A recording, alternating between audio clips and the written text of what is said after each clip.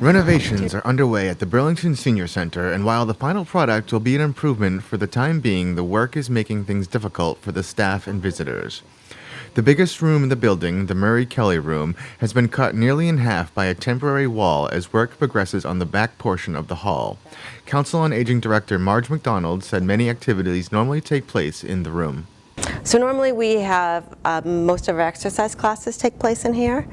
All of our larger activities, if we have a movie, if we have a musical presentation, lecturers, anything that is larger than 10 or 15 people, we have it in here.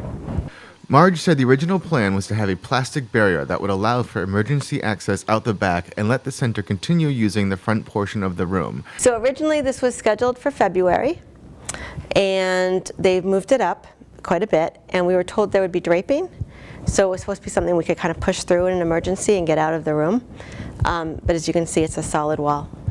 So we've actually had to close the room down because we have no second access out of here or egress. So if there's an emergency in the kitchen, we couldn't get anybody out.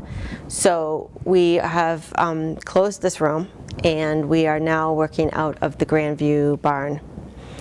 So most of our activities are going down there if they've taken place in the Murray Kelly room originally.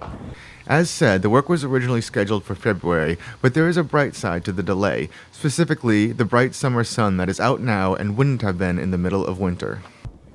I think if it had happened in February, the nice thing is the whole room would be done at once instead of doing it part way and then waiting until next February. The upside for me is that people can still get outside. So if we close this room and we have to cancel an activity, people can go out and sit on their front porch, they can go do something, they can garden, they can go shopping, they can go outside with friends, they can take a walk in their neighborhood. If it was in February, they'd be stuck in the house. When the work is complete, there will be some storage improvements, and a safety issue will be addressed. We're not going to see a ton of immediate benefits, but the very first benefit we're going to have is that it eases my mind about getting people out in an emergency. So in the past, the second egress out of this room, which is the exit only, not an entrance, had stairs. So anybody with a walker, a cane, a wheelchair, we really couldn't get out if there was a fire in the other room.